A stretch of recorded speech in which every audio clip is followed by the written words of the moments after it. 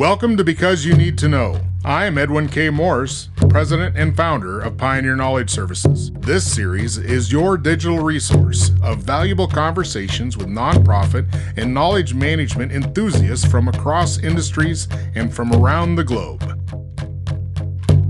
Kia ora, everyone, or hello, as we say here in New Zealand, which is the te reo Maori greeting you typically give to someone when you meet them. So my name is Moya Radley, and I currently look after the technical insurance capability function for IAG and live in the beautiful country of Aotearoa, or New Zealand, as you probably picked up from the Kia ora greeting. I've not always been in learning and in insurance. I have a wide and varied background. I started my career as a social anthropologist of all things and worked in that field for around 10 years in South Africa before moving into other opportunities. And I was particularly interested in African philosophy, indigenous healing, and indigenous knowledge networks, which of course is quite relevant to what we do in knowledge management. Well, after the closure of the social anthropology department at the university where I was teaching, I upskilled into computers and completed an MCSD, but quickly found out that I didn't enjoy coding, but rather the people and knowledge side of technology, and forged a career in online content management at a South African university. My interest in social knowledge networks remained, and I recognized that in the Western corporate worlds, content management systems underpin the sharing of explicit knowledge. And I continued to develop my skills and knowledge in this area. And I was really fortunate to work for First National Bank in South Africa, specifically in knowledge management, and also at the Auckland War Memorial Museum here in New Zealand, and latterly at IAG New Zealand, looking after the knowledge management function for, of course, the New Zealand division. My career has included both knowledge and information management roles, and that becomes relevant when we talk about knowledge management. And especially in understanding that knowledge management critically needs to support what we teach our people in the corporate environment. It's a key enabler for people to be set up for success in their roles. And in this, I've been fortunate to have had opportunities to grow not only in knowledge and learning, but in other domains too, such as business analysis, agile, data governance, and of course, my current role now, learning design and development. These skills all work together and intersect to aid my passion for adding value to people and to helping to set them up for success, no matter what role I do. Well, I hail from a wee little city in New Zealand. We're only about 400,000 people, called Christchurch. You may know Christchurch through the earthquakes that took place 2010, 2011, 2012. I think we were nigh on 20,000 earthquakes, but we've bounced back and we are the most remarkable and resilient city now, and absolutely beautiful. So if you ever get the chance to travel to New Zealand, please come and visit us in Christchurch. You won't be disappointed. As you probably gathered from my introduction, I'm passionate about knowledge and learning management. And I do believe how it is important that these two fields are taken holistically and that you don't work in silos in knowledge and in learning, because the two help each other. These two domains really help enable people for success in their roles. It is my core belief that knowledge is shared in a social situation. And there's some knowledge that can be written down and made explicit and captured in content management systems. There is some knowledge that critically needs to be transferred from one person to another in a verbal format or by showing, by doing, critically important. And that is my passion for knowledge, because it's not only the explicit stuff, the 20% sitting in bases. The real value is actually in the 80%, what sits in people's heads, and where you can provide those opportunities for people to share that. As organizations are social structures, And learning is a social construct for the most part. I mean, you can independently learn, but we are kind of raised in a community of learning through parents and family and all those associates. And then we get into the corporate world, and then it's like, oh, we're going to not do any of that stuff you've been born into. We're going to do things this way. What's the hardest thing for an organization to keep that social engagement and trust building alive? That's a really good question, Edwin. The challenge for organizations is the fact that they don't recognize that they themselves are social constructs. That is the big challenge. And through a lot of organizations I've worked for, they've recognized, or they think that a content management system is the be all, the end all, and that's going to solve all the problems, right? No, sorry. We're done. We bought the software. We're done. Let's go home. Yeah, let's go home, right? And we've got 100 million pieces of content in there that nobody can find. And guess what? They're all out of date anyway. So yeah, that is the biggest thing. And it's one of the things I've noticed in a lot of organizations that I've worked for. The recognition that learning and knowledge are social things. The ability to share knowledge is social. The ability to learn is social. Now, in my world, we have an organization of 14,000 people. So it makes it a little bit more challenging, right, to actually do the learning in that domain and also share knowledge consistently. And I think this is where we actually need to rely on the team of 14,000 to share their knowledge and to recognize that it is a very, very social thing. I understand the framework, but then I look at individual behaviors, and not everyone is a good sharer. No, absolutely. Is that a learnable thing? Is that learnable? Absolutely. It is. Absolutely. Okay. Tell me how you do that. One of the base principles that I firmly believe in is the connection, the trust between two people. If you don't have trust between people, they are not going to share. You think about, this is precious to me, this knowledge is precious to me, and I've spent many hundreds of hours investing in myself and my development to learn this thing, and now you want me to give it away. There has to be a social connection between people before they'll learn from each other. It comes down to trust and respect. You don't have those two, you're not going to have an environment where you're learning or being able to share knowledge. Well, I would have to say the lack of trust and respect is kind of a common Western theme in organizations. It absolutely is. Having a nice construct in which people can grow and share and exchange knowledge is the way it should be. But what's the biggest hindrance to that model? What do you find is one of the easy stick points that organizations usually fall on not doing it well? I think the organizations that we work for are inherently competitive, and we've got competitiveness inside the organizations. And that is a huge hindrance. You're certainly not going to share anything with anyone if you're competing with them. Competing with them for resources very often, and competing with them for your survival at the end of the day, let's face it.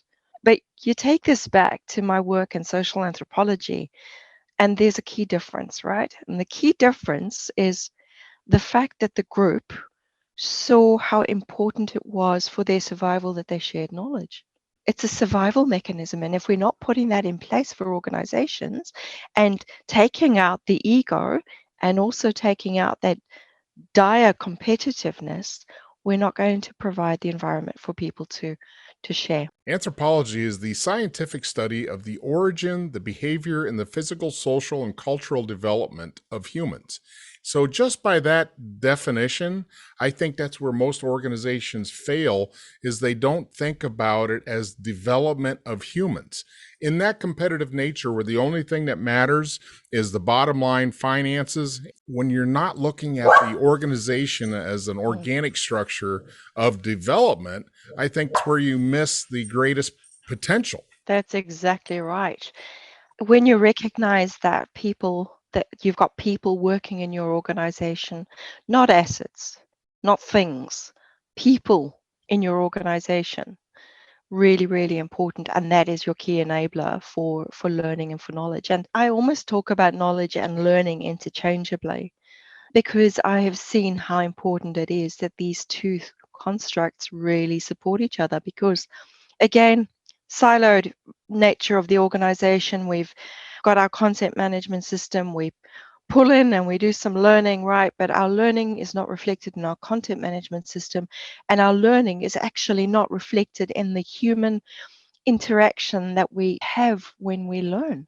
We're training people and we're pushing them through courses and inductions to, to deal with customers rapidly. But we're forgetting that their learning needs to be embedded. Their learning is very often embedded through social interaction, through asking others, through exploring concepts. And if you're pushing people through, you're not providing them with the right content in the content management systems, the ability to find that, and in fact, training them how to do that. But more importantly, the ability to talk to each other and to explore concepts. We also, as trainers, very often will actually forget that our learners very often are our teachers, right? And we need to step back and allow them to learn from each other and to explore things, because that's where the richness of knowledge comes from. What is the key ingredient to your organization? Is it in the onboarding that you set the stage of what learning is in this organization? So you set the potential and the behaviors right up front? You should be doing that, but we don't. And I haven't seen it done well in any organization, unfortunately. I think what we've got is we've got learning and knowledge as two different things in the organization, right? We actually don't bring them together. Some of the work that we did, some experiments right in the beginning of knowledge within IAG New Zealand. What we did is we recognized that people needed to learn processes, so in other words, context. They needed to learn the know-how, so giving them training on systems and then processes, but they also needed to know the why. And without context, you don't provide them with the why. And very often when inductions go through, you see that the inductions go through without the why. Right, we just teach them how there's a little bit of context here. This is how you click the systems, but there's no why. We ran an experiment and we integrated the system of record with the knowledge system and the process system all together, and then intersected learning on the back of that.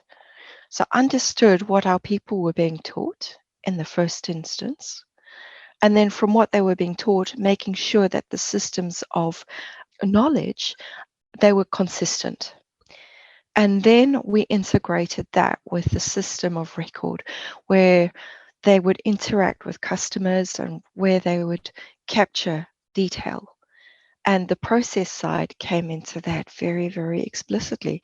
And yes, we needed to use different systems to do that. But when you design things holistically, you enable your people. We found specifically during COVID that this was really valuable, because COVID meant that our people were sitting in different localities, and this really helped them to pull everything together. But very often these areas are just seen as disparate parts of an organization. As an anthropologist, how do you stitch the concepts of knowledge management and learning to be symbiotic and connected? Through collaboration. It's really, really important that you're collaborating with your colleagues. And I think that's the fundamental thing, recognizing and trying to break down the barriers, because let's face it, in our competitive Western constructs of the organization, we're all competitive and we're all scratching for our patch. But it's changing the mind of, or the minds, or leading others to understand that through collaboration, we're making things a lot better for our people. That's the only way to break down those walls of competitiveness and to find ways to work with each other. But you're not saying have more meetings. No, I'm not. No. I want to plant that seed, because most people think, oh, collaboration, that's meetings, more meetings. I don't want more meetings. No. Please define for me what you want out of collaboration. Working together. That sounds really simplistic, right? But it's coming together. Yes, sometimes you might need to have a meeting. They might be necessary evils. but it's coming together to work together on a shared goal. And sometimes that shared goal is not to develop more learning or to have 100,000 more items in a knowledge management system. It means having a shared goal, such as enabling our people to do the right thing by our customers. We're very fortunate at IAG, and I'm very passionate about the organization I work for because we have a wonderful purpose. And our purpose is to make the world a safer place. I know that's insurance, make our world a safer place, but that also means making the world a safer place for our people. If you tap into that and say, guys, girls, you know what? By us not collaborating, working together, how are we making the world a safer place for our people? And then, by implication, our customers. So driving that shared vision is really important. In a military framework, the mission was first. The mission was what everybody focused on. That was the mission's a little different in context than an organization's mission, somewhat, but the idea is the same, is that as long as everybody's looking in the same direction and feet are going in the same direction, so everybody's at least on the same sheet music, and that's where you're getting to with this shared vision, shared understanding, and creating this environment to allow people within their own domain, within their own role or personal domain, the organization is entrusting them to go in the right direction. We don't care how you get there or any of the really small particulars, just that's where we're heading. As long as you're moving in that direction, keep going. We're behind you. I think it's a little bit more than that. It's deeper. It's the why. It's why are we doing this? Why are we doing this? And for us at IAG, the why is we make out the world a safer place. Their safety is their ability to tap into their knowledge, to know that we've trained them properly in the use of the systems, that we've set them up for success. And we've also enabled them through knowledge in our content systems that supports them to help our customers. Now, you can imagine what you would feel like if you were a customer-facing team member who didn't have that. You're not set up for success, and your world is definitely not a safer place. Your world is hostile, it's difficult, and that's what we've got to take away. We need to make the world a safer place for our people. It's a brilliant philosophy, and I'm glad that you brought that out. Could you tell me what your definition of knowledge management is? So I think the traditional definition of knowledge management is around having content in a system that people can access. Mine is a little bit broader than that. My definition of knowledge management is people sharing what they know and helping each other to learn and embed that knowledge in what they do, to extend that knowledge and apply it in different domains. And I think that's really important because knowledge management is not just a content management system. It irks me because going back to the human side and where my passion lies for people, 80% of what we know sits in our heads, not in a content management system. And unless we're enabling our people in our organizations to share that, I agree. We've actually failed.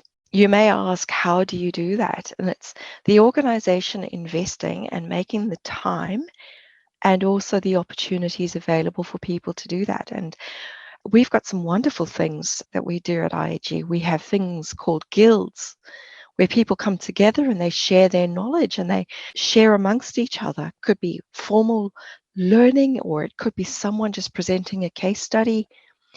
But we also have a day in the life of, which is really important because you can learn about someone else's job. The richness is being able to talk to someone and ask meaningful questions from your own context. Those are really, really key things, those social events. I'm interested in the sharing technique that you're speaking to. What's the medium? How are you connecting folks in a distributed workforce? At the moment, unfortunately, we're connecting them virtually, which is not ideal. Mm-hmm. However, don't believe that people can't connect virtually because we've actually seen it happen, right? And it's better that we can see each other virtually than not being able to connect at all. Previously, before COVID, we were coming together and there was a little bit of virtual. I'd say there was about 20% virtual where we were distributed, but 80% people coming together in a room and just sharing, learning from each other. That was critical, and being able to take that learning back to their teams. Talking about the guild construct specifically now. The guild construct is actually a social construct, so people telling other people about it. Yes, we support it through having a guild calendar and the like, but principally, if they had a good experience, you'd find more and more people attending the guild on specific topics. Just for terminology's sake, would you say a guild is a community of practice? I think Yeah. Okay. loosely, yes. The guilds are around certain topics. So, for example, we would have a learning guild, or we would have a data guild, or an information governance guild. And those are around certain topics. And specialists, actually not specialists, will come from the organization and present on something. Anybody that's got a passion around that topic, that's probably the only requirement. Yeah, that's exactly right. And that builds a real strong culture, because that's really the essence of what you're saying, is that this is a cultural element. To be a learning culture, you have to have this two-way communication, and that requires certain pieces. And not all organizations think of it that way. They can affect large changes pretty easily without any hardware, software solutions solicited. What would be your recommendation to someone in an organization that has a passion around either instructional design, learning, just the concepts of learning? I won't say education, because that means something different, but what would be your key ingredient for them to want to help their organization become a learning organization? It's a really good question, Edwin. Well, in the first instance, if you're thinking about instructional design, your instruction needs to be connected. You need to think about your instruction as a system, right? And I think that's critically important. I think a lot of organizations battle with is that their learning is all over the place. It's all over the shop. Principally, even if you think about it from a content management system, you've actually failed, because learning is everywhere. It makes it difficult, and that becomes a barrier to people learning new concepts and ideas. I think the second thing is you need to have some form of, I would say, coaching and mentoring program, because coaching and mentoring becomes very, very important to help people develop, but also to see, especially in mentoring, being able to learn more from their mentor and understand concepts and ask questions. So again, a very, very social construct is very, very important. The other thing which I think is critical is giving our people the time to learn. In a lot of organizations, again, and through COVID pressures, what we're saying is, come on, people, we want your pound of flesh, and we want the 8 hours out of you a day. And then after that, we want you to go and learn. Thank you very much. But we're not opening up those opportunities for learning, right, within the organization, and we're not opening them up for people to explore concepts and embed their knowledge, embed what they've just learned. Let me throw something at you and see if you've seen or heard about this. I just had a conversation with a self-starter, if you will, at the IRS in the U.S. that does knowledge management in the form of micro learnings. And their whole concept is to make it kind of a TikTok world of content to make it easier and more available, and by the sounds of it, all in a video format, because then it's just a small slice. I need to know X. Just show me how to do X. I don't need all the other stuff. It really gets to the essence of what needs to be provided for learning. And I just love the concept. Have you seen or heard of that anywhere in your travels? Absolutely. And it's one of the things from a learning perspective that we're trying to implement at IAG, perhaps a little bit not as advanced as the IRS. One of the things that we've recognized, and we've just finished a substantial learning needs analysis across our organization to understand where the needs are and also where our gaps lie. And what we've discovered is that our employees only have about 20 minutes available to learn in a week. Now you've got to maximize your 20 minutes. What we are building currently, and we're very early into our journey now, are small snippets of learning available centrally that our people can then tap into. And when I say small segment of learning, I'm talking a very, very small e-learning module. Now, that becomes important when you think that people only have 20 minutes a week to learn.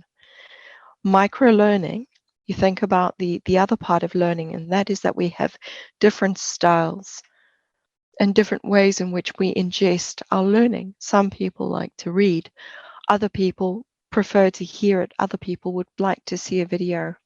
I include knowledge here as well. Knowledge needs to include all of those learning styles in order to be effective, because you need to think about how your learners are actually taking in that new content.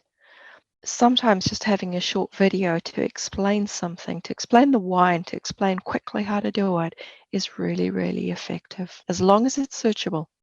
The thing I think is really important is in my part-time, I'm an artist. And sometimes you'll come into an organization and you just see these horrendous Word documents put together and they're pushed out, and that's learning. And you look at them and you go, oh my word, not sure how we can learn from this. Really, really important that we're designing our content from a knowledge content perspective, but also our learning in a way that is accessible and easy to use by the people who are going to be referencing that content. It needs to look good and be good. Thank you very much, Moya, for sharing your worldview and how things are happening for you. And I very much agree that learning and knowledge management are intertwined. You can't have one without the other, ideally. Artificial intelligence and machine operations and humans aren't in the middle, then maybe things will be different. But right now, as long as people are involved, then they have to be looked at as learning animals, or it's just not going to be as professional as it could be. That's exactly right. We're learning creatures, and we just need the environment to learn. In short, that environment is a social one. We're not providing people with a social environment to learn, we're failing them. And we are never going to be able to create a learning culture in an organization without that. Thank you, Moya. Nothing but a pleasure, Edwin. Because You Need to Know is designed to bring people's experience and their knowledge forward to be shared. I'm Edwin K. Morris, and I thank you for joining in to listen to another conversation brought to you as a public service of Pioneer Knowledge Services, a nonprofit tax-exempt organization with a charitable knowledge management purpose. Find us online at pioneer-ks.org and add your voice to the conversation on Facebook.